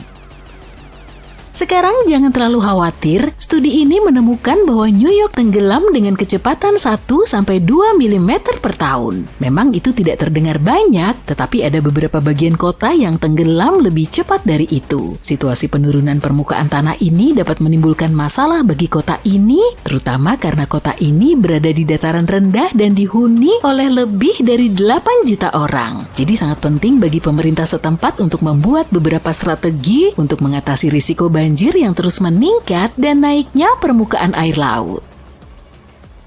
Meskipun begitu, aku tidak yakin membangun tembok laut raksasa adalah cara yang tepat. Kita mungkin perlu sedikit lebih kreatif daripada itu. Para ahli geologi ingin memastikan bahwa kita semua sadar membangun lebih banyak gedung tinggi di dekat pantai, sungai atau danau dapat berkontribusi terhadap risiko banjir di masa depan. Jadi kita harus berpikir 2 kali sebelum membangun gedung pencakar langit di mana-mana. Dalam penelitian terbaru, para ilmuwan menghitung massa total semua bangunan di New York City, lebih dari 1 juta bangunan dan jumlahnya mencapai 764 miliar kilogram. Sungguh beban yang sangat berat. Itu belum termasuk berat jalan, trotoar, jembatan, dan area beraspal lainnya. Jadi kamu bisa membayangkan betapa beratnya beban yang ditambahkan ke kota ini. Tapi bahkan dengan keterbatasan ini, para peneliti melakukan pekerjaan yang cukup baik dalam memperhitungkan geologi yang kompleks di bawah New York, termasuk pasir, lumpur, endapan tanah liat, dan batuan dasar yang bagus. Mereka menemukan bahwa jenis tanah tertentu seperti tanah liat dan timbunan buatan lebih rentan terhadap penurunan tanah. Di sisi lain, batuan dasar tetap kokoh dan membuat gedung-gedung pencakar langit itu tetap berada di tempatnya. Jadi setidaknya kita tidak perlu khawatir Empire State Building akan amblas dalam waktu dekat. Dengan membandingkan model canggih mereka dengan data satelit, para peneliti membuat peta kota yang menunjukkan di mana penurunan tanah terjadi. Dan coba tebak, meningkatnya urbanisasi dan semua pemompaan dan pengurasan air tanah hanya memperburuk keadaan. Sudah saatnya kita mulai melindungi sumber daya kita, kan? Aku nggak akan mulai mengemasi barang-barangku dulu. New York bukanlah satu-satunya kota yang tenggelam di luar sana. Jakarta, ibu kota Indonesia, juga menghadapi ancaman tenggelam yang serius. Bahkan sebagian wilayahnya bisa tenggelam pada tahun 2050. Ini seperti situasi Atlantis di dunia nyata. Lebih dari 30 juta orang di Jakarta sekarang sedang memutuskan apakah mereka harus merelokasi seluruh kota. Jika ada kota di luar sana yang perlu kita khawatirkan akan tenggelam, itu pasti Venesia. Tapi mengapa begitu bersemangat untuk menyelam? Tanyamu. Baiklah, izinkan aku memberitahumu kebenaran yang rumit. Kamu tahu, Venesia memutuskan untuk mendirikan toko di atas Laguna Berawa dengan fondasi yang buruk. Seiring berjalannya waktu, tanah di bawahnya tidak dapat menahannya dan mulai memadat seperti marshmallow yang dipadatkan. Selain itu, kota ini telah menyedot air tanah dengan masif dan hal yang paling menarik dari masalah ini adalah permukaan air laut yang perlahan-lahan naik. Dan lempeng tektonik yang licik itu mengambil keuntungan dengan mendorong lempeng Adriatic di bawah pegunungan Apennine sehingga Venesia terdorong ke bawah. Seseorang memiliki ide cemerlang untuk menghentikan pemompaan air tanah dengan berpikir bahwa mereka dapat menghentikan bencana tenggelamnya tanah. Namun, tahan gondolamu. Sebuah penelitian baru mengungkapkan penurunan tanah belum sepenuhnya berhenti, hanya sedikit melambat. Ternyata seluruh area miring sedikit ke arah timur dengan Venesia bertengger di ujung yang sedikit lebih tinggi. Kamu pasti bertanya-tanya, berapa banyak Venesia tenggelam dalam setahun kan? Bersiaplah untuk pengungkapan yang mengejutkan ini. Kota ini tenggelam dengan kecepatan sekitar 1 hingga 2 mm per tahun, mirip dengan New York. Dengan kecepatan ini, dalam 20 tahun ke depan, pulau ini bisa tenggelam 80 mm di bawah permukaan laut. Untuk menghindari perubahan menjadi mangkuk ikan Venesia, penduduk setempat dengan panik membangun penghalang khusus untuk mencegah air menerjang laguna. Tapi ini masih sangat lama karena proyek ini mengalami penundaan yang lebih banyak dari yang kita perkirakan. Apakah kamu memperhatikan nuansa gaya lama yang menawan di Venesia? Ini bukan hanya karena mereka adalah penggemar tampilan vintage. Air asin tersebut telah mendatangkan malapetaka pada bangunan-bangunan berkat ketinggian air yang terus-menerus menembus lapisan kedap air yang asli. Sekarang airnya sudah masuk ke dalam batu bata dan lantai dasar dari banyak apartemen tidak lagi cukup aman untuk ditinggali.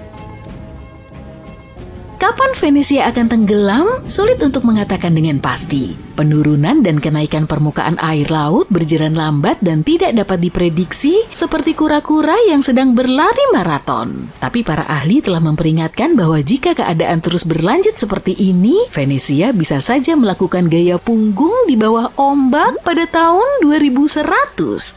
Tapi jangan takut. Mereka melakukan yang terbaik untuk melindungi permata sejarah dan budaya yang terapung ini supaya tidak menjadi film bencana Hollywood. Jadi jangan batalkan rencana perjalanan sehari ke Venesia dulu ya. New Orleans juga memiliki situasi berair yang aneh. Kamu tahu, tempat yang ramai ini awalnya dibangun hanya sedikit di atas permukaan laut dan sekarang perlahan-lahan tenggelam. Dulu, ketika area kota yang disebut French Quarter baru saja muncul, orang-orang harus puas dengan apa yang mereka miliki. Mereka mendapatkan tanah terbaik yang bisa mereka temukan, tapi hanya sekitar 3 meter di atas permukaan laut. Dan jangan lupa, bagian dari kota ini datar seperti Panekuk dengan area di sekitar French Quarter yang lebih rendah. Sekarang meskipun mereka tahu bahwa mereka menghadapi rintangan yang tidak mudah, penduduk New Orleans yang cerdik melakukan yang terbaik untuk meninggikan rumah mereka di atas tanah yang rawan banjir yang mereka pilih sebagai tempat tinggal mereka. Masih ada lagi nih, tanah di bawah New Orleans goyah seperti sepiring jelo. Para arsitek harus menjaga agar bangunan tetap pendek karena mereka khawatir tanah tidak dapat menahan beban bangunan yang lebih tinggi. Mereka bermain aman dengan tetap berpegang pada 2 atau 2,5 lantai. Disinilah hal ini menjadi menarik. Kota ini memasang sistem drainase yang canggih pada tahun 1900-an dengan pemikiran bahwa hal ini akan menyelesaikan masalah air mereka. Meskipun sistem ini membantu mengatasi rawa-rawa, namun sistem ini secara tidak sengaja menyedot kehidupan dari tanah. Iya, tanah menjadi sangat kering tanpa sedimen dan air yang cukup untuk menjaganya tetap stabil. Akibatnya bekas rawa-rawa itu tenggelam seolah-olah mereka berada dalam kompetisi pasir hisap. Pada tahun 1930-an, keadaan menjadi semakin kacau. Sepertiga dari kota ini berada di bawah permukaan laut dan pada saat badai Katrina datang, jumlah tersebut meroket menjadi sekitar 50%. Oh, dan inilah bagian terpentingnya. Permukaan air laut memutuskan untuk bergabung dalam pesta tersebut naik lebih cepat dari balon helium. Jadi sekarang tidak hanya New Orleans yang tenggelam, tetapi daerah sekitarnya juga berada pada beberapa derajat di bawah permukaan laut. Apa yang bisa kita lakukan untuk mengatasi kota-kota yang tenggelam ini? Sebagai contoh, kita bisa mengelola konsumsi air kita dengan lebih baik. Kita tidak bisa terus menyedot air tanah dari bumi, seolah-olah tidak akan ada hari esok. Kita harus menemukan cara baru untuk memuaskan dahaga pusat-pusat kota kita. Pikirkanlah, kita dapat memurnikan air permukaan atau bahkan mengubah air laut yang asin menjadi larutan yang manis. Tentu saja, kita membutuhkan banyak energi untuk membuat semuanya berjalan dengan baik. Ngomong-ngomong tentang pengelolaan air perkotaan yang hebat, izinkan aku memberitahumu tentang sebuah kota di Denmark bernama Nai. Orang-orang di sana telah menemukan cara. Mereka mengumpulkan air hujan dan menggunakannya untuk memasok air toilet dan mesin cuci. Bicara tentang sumber daya, itulah yang kusebut dengan ide jenius. Bayangin waktu kamu 15 tahun dan lagi bosan main video game. Sebagai gantinya untuk isi waktu, kamu putusin untuk menekuni hobi lamamu, melacak kota-kota suku Maya yang hilang. Kamu sudah tahu kalau ada sejumlah peradaban kuno yang membangun satu kota penuh berdasarkan konstelasi, jadi kamu mau ngecek apa itu juga dilakukan bangsa Maya. Kamu nemu buku tentang konstelasi yang diyakini oleh para suku Maya. Terus, kamu buka Google Maps dan memetakan setiap kota kuno Maya yang sudah ditemukan sampai saat ini. Kamu mulai melihat informasi ini benar-benar cocok dan benar, kota-kota besar Maya kuno mewakili bintang-bintang paling terang dan terbesar dari konstelasi Maya. Oke, makin menarik aja nih. Kamu berhasil memetakan lebih dari 100 kota kuno, tapi tiba-tiba kamu lihat ada yang aneh. Ada suatu area di semenanjung Yucatan, Meksiko, di mana para arkeolog telah menemukan 2 kota Maya. Tapi di peta konstelasi ada 3 bintang. Apa ini artinya di dekat sana ada kota yang hilang dan menunggu untuk ditemukan? Mungkin menurutmu ini terlalu ngayal, tapi sebenarnya ini kisah nyata loh. Kisah tadi terjadi pada seorang remaja Kanada bernama William Gathery. Bocah itu dikenal jenius di bidang sains dan bahkan pernah menang penghargaan untuk teori konstelasi yang kami kisahkan barusan. Ketika melihat kota ketiga hilang dari konstelasi ke-23 yang sedang ditelitinya, dia mulai menjelajah internet untuk mencari citra satelit yang bisa membantu dia memecahkan misteri ini. Dia meneliti foto-foto NASA, JAXA yaitu perusahaan satelit berbasis di Jepang, dan Google Earth. Foto-foto ini masih belum cukup untuk menjawab pertanyaannya, jadi dia menghubungi seorang teman di lembaga antariksa pemerintah Kanada, Canadian Space Agency. Temannya ini memberinya citra satelit tercanggih yang bisa ngasih dia jawaban yang sedang dia cari-cari. Menurut foto-foto itu, ada satu area persegi luas pas di perbatasan antara Meksiko dan Belize yang mirip puing-puing sebuah kota. William membawa foto-foto itu ke ahli penginderaan jauh, Dr. Armand LaRocque dari University of New Brunswick. Para ahli meneliti foto-foto itu secara menyeluruh dan menyimpulkan kalau area itu bisa menampung 30 bangunan dan bahkan sebuah piramida besar. Komunitas ilmiah dan arkeologi sangat tertarik dengan temuan bocah 15 tahun ini. Apa mungkin ini benar? Sedikit latar belakang nih. Kota-kota Maya yang hilang mulai digali di pertengahan abad ke-20. Sejak itu, puing-puing berbagai kota seperti Tikal, Palenik, dan Uxmal ditemukan kembali. Suku Maya adalah salah satu peradaban pra-Kolombia yang tinggal di Amerika. Mereka mulai mendiami area itu sejak tahun 1500 sebelum Masehi. Para ahli percaya, di masa jayanya, peradaban Maya mencakup lebih dari 40 kota dengan populasi jutaan orang. Wah, banyak juga ya! Dan kota-kota mereka menarik sekali. Peradaban mereka membentang melintasi semenanjung Yucatan, Meksiko, Guatemala, dan Belize. Sumber utama penghidupan mereka dari pertanian, jadi mereka membangun sistem irigasi kompleks di kebanyakan kota. Mereka membangun sederet bangunan upacara, piramida, alun-alun, dan bahkan lapangan untuk main bola. Bangsa Maya senang membangun piramida, mereka juga mengembangkan sistem astronomi yang maju. Dengan teknologi kuno yang mereka punya, mereka bisa memprediksi lokasi persis planet-planet seperti Venus dan Mars. Dan mereka bisa memprediksi dengan persis kapan terjadi gerhana. Karena itu metodologi yang dipakai William untuk menemukan kota Maya yang hilang ini nggak biasa, tapi sama sekali nggak ganjil. Bangsa Maya memang gemar sekali astronomi. Jadi nggak aneh kalau mereka membangun karya arsitektur besar yang ada kaitannya dengan langit, ya kan?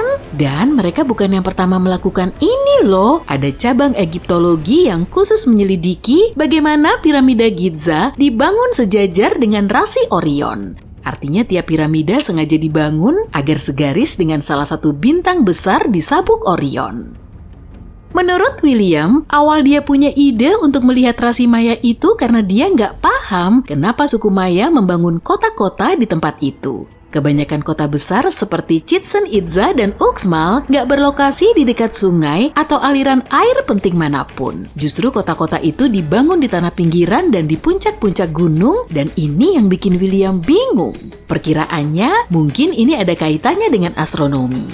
William menamakan kota yang baru ditemukannya itu Mouth of Fire atau Mulut Api. Mirip aku. Dia bahkan memenangkan penghargaan atas kerja kerasnya, tapi teorinya ini sangat diperdebatkan dalam komunitas arkeologi dan banyak ahli suku Maya berusaha membantah temuan William. Sebagian arkeolog bilang teori konstelasi itu tidak terlalu ilmiah. Anthony Evany, seorang antropolog dan astronom kenamaan, menyebut metodologi William adalah tindakan imajinasi kreatif. Dia menjelaskan gak ada cara untuk memastikan apa sebenarnya konstelasi Maya itu. Semua itu cuma hipotesis. Bantahan lain terhadap temuan William berasal dari ahli suku Maya David Stewart yang bilang bahwa objek yang teridentifikasi pada citra satelit gak lebih dari sebidang ladang jagung tua. Klaim ini didukung oleh suatu ekspedisi yang dilakukan di dekat area itu tahun 2021 ketika para arkeolog yang hadir melaporkan bahwa di area itu sama sekali nggak ada apapun. Tapi tetap aja, ada seorang bocah berumur 15 tahun yang hampir menemukan kota Maya yang hilang. Itu menarik banget menurutku. Teknik seperti yang dipakai William sebenarnya dipakai untuk menemukan peradaban yang hilang di seluruh dunia. Menurut arkeolog antariksa Sarah Parcak, citra satelit menjadi sarana penting untuk menemukan kota-kota kuno di Mesir dan tempat-tempat lain. Sarah sendiri menghabiskan sebagian besar waktunya untuk menjelajahi berbagai citra guna mencari tanda-tanda kemungkinan adanya kota jauh di masa lalu. Sarah bilang yang terjadi adalah kalau ada sesuatu yang tertimbun, benda itu akan tertutup entah oleh vegetasi, tanah, pasir, atau konstruksi modern lain di atasnya. Untuk menilai ada atau tidaknya sesuatu yang tersembunyi di bawah naungan vegetasi luas, dia memakai teknologi inframerah misalnya. Temuan besar terkini di Brazil juga dilakukan dengan cara serupa. Citra satelit mendeteksi suatu jaringan parit yang berasal dari tahun 200 sampai 1200 Masehi. Ini menyatakan adanya pemukiman yang bisa menampung sekitar 60.000 orang. Tapi dalam kasus ini, citra satelit memang sesuai dengan apa yang ada di daratan. Para peneliti dari University of Florida menemukan beberapa gundukan yang disertai selokan dan geoglif. Arkeolog juga menemukan puing-puing tembok yang didesain dengan hati-hati yang berpusat di sekeliling alun-alun, sangat mirip dengan jenis konstruksi yang dibangun oleh suku Maya kuno. Kemajuan dalam teknologi satelit juga memberi pencerahan baru tentang kota-kota Maya kuno yang sudah lama ditemukan seperti Tikal. Berlokasi di jantung rimba Guatemala, Tikal dipercaya sebagai ibu kota kerajaan Maya kuno. Di masa jayanya, kota ini sebanding dengan kota-kota seperti London atau New York di dunia masa kini. Kota ini tersusun atas sederet monumen kompleks, banyak diantaranya diyakini sebagai makam para raja dan ketua suku. Tikal diketahui berukuran luas, tapi temuan terkini menunjukkan kalau luas kota ini mungkin 3 kali lipat luas kota yang awalnya diyakini para ilmuwan. Temuan utamanya berkisar di sekeliling benteng di batas kota itu yang menunjukkan sejauh mana bentangan kota aslinya. Berbagai penemuan baru masih terus dilakukan. Di tahun 2017, para peneliti juga menemukan petunjuk baru tentang potensi penyebab kemunduran peradaban Maya. Dengan data dari sebuah situs di Siebel yang berlokasi di sekitar 100 km di barat daya Tikal, para ilmuwan menganalisis data radiokarbon dari keramik dan penggalian arkeologi untuk memperoleh informasi baru tentang keruntuhan mendadak peradaban besar ini. Informasi ini menunjukkan alih-alih keruntuhan tiba-tiba, kemungkinan besar bangsa Maya hancur karena gelombang ketidakstabilan sosial dan krisis politik. Kejadian ini diyakini telah menghancurkan pusat-pusat kota Maya dan mulai mengakibatkan populasi suku Maya yang tercerai-berai. Kayaknya cocok nih menggali puing-puing kuno sekarang. Gimana? Kamu mau nyoba juga nggak? Jika kamu pernah membayangkan bagaimana rasanya berjalan di atas berlian, datanglah ke kota Nördlingen di Jerman. Kota ini terlihat seperti desa dongeng dengan rumah-rumah lucu dan atap merah, tetapi dinding dan jalannya sebenarnya bertabur lebih dari 72 berlian. Kamu akan membutuhkan mikroskop untuk melihatnya, tetapi mereka pasti ada di sana.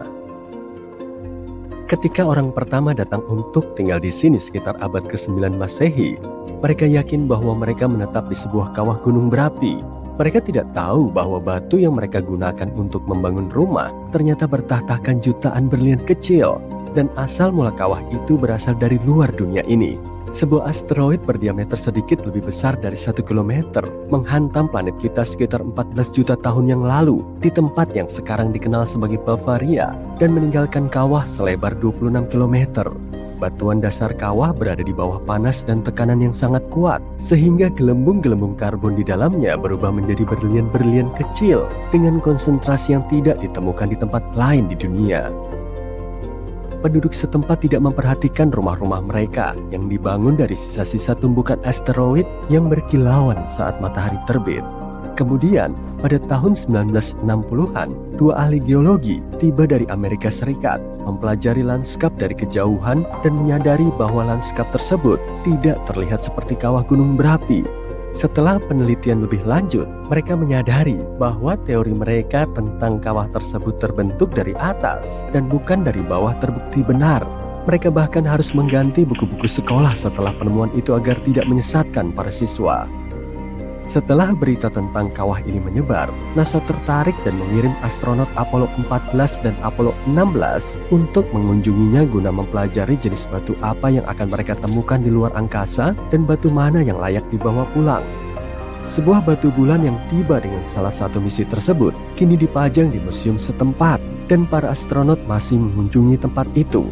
Namun, penduduk setempat sudah terbiasa hidup di antara berlian sehingga mereka tidak menganggapnya istimewa.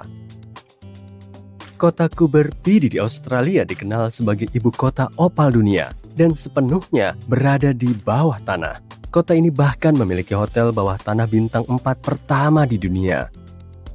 Alasan orang-orang menetap di daerah ini adalah untuk bekerja di tambang opal. Pada masa itu, para penambang hampir tidak dapat bertahan hidup di bawah teriknya matahari gurun, sehingga seseorang memutuskan untuk mendirikan tenda langsung di dalam tambang. Kemudian, tenda itu berubah menjadi rumah. Sekarang Coober Pedy memiliki sekitar 2.500 penduduk dari berbagai negara, sekitar 30 toko, galeri opal, museum, bar, dan bangunan lainnya, dan merupakan objek wisata yang populer.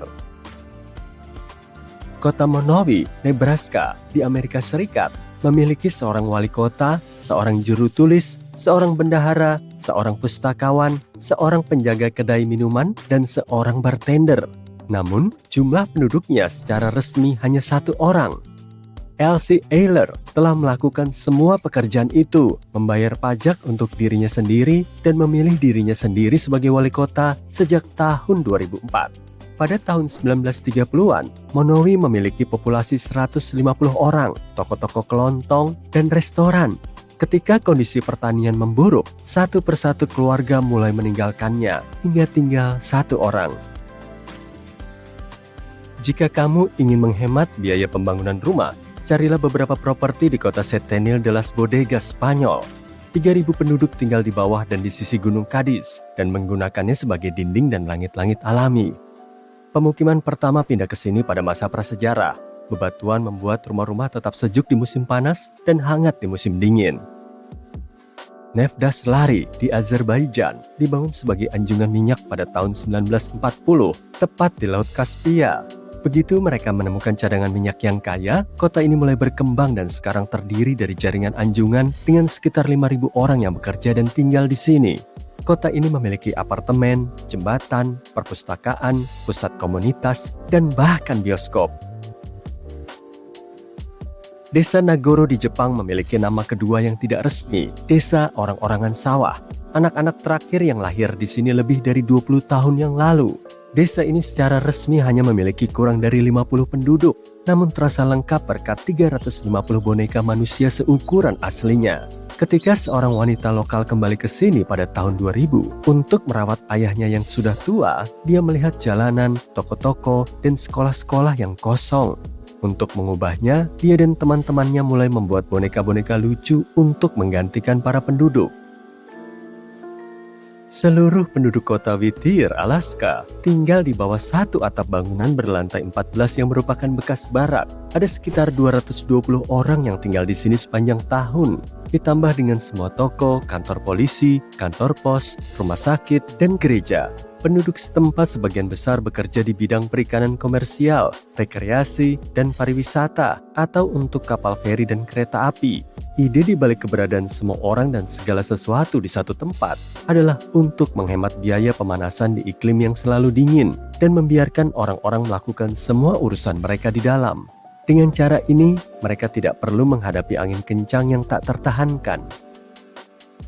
Ada sebuah kota di Svalbard, Norwegia, Longyearbyen, di mana matahari terbenam pada tanggal 25 Oktober dan tidak terbit lagi selama 4 bulan ke depan. Ketika matahari terbit lagi pada musim semi, penduduk setempat berkumpul di tangga rumah sakit tua pada pukul 12.15 untuk menyambut matahari dan merayakan kembalinya. Kemudian, matahari tidak akan terbenam selama lebih dari 4 bulan. Hal ini terjadi karena bumi miring pada porosnya. Matahari hanya terbit dan terbenam sekali setiap tahun di kutub utara dan selatan. Longyearbyen adalah kota paling utara di dunia. Jadi, kota ini terpengaruh oleh hal tersebut. Penduduknya sesekali melihat beruang kutub dan rusa kutub di jalanan dan berkeliling dengan mobil salju. Desa Viganella di Italia dibangun tepat di dasar lembah yang dalam dan di sisi yang salah dari pegunungan. Gunung-gunung tersebut menghasilkan bayangan besar dan menghalangi sinar matahari sepanjang musim dingin. Penduduk setempat hidup seperti itu selama berabad-abad hingga seorang insinyur memutuskan untuk membangun cermin besar di lereng gunung yang berlawanan. Cermin ini dioperasikan oleh komputer dan memantulkan cahaya di alun-alun pusat Viganella setidaknya selama 6 jam sehari selama bulan-bulan paling gelap.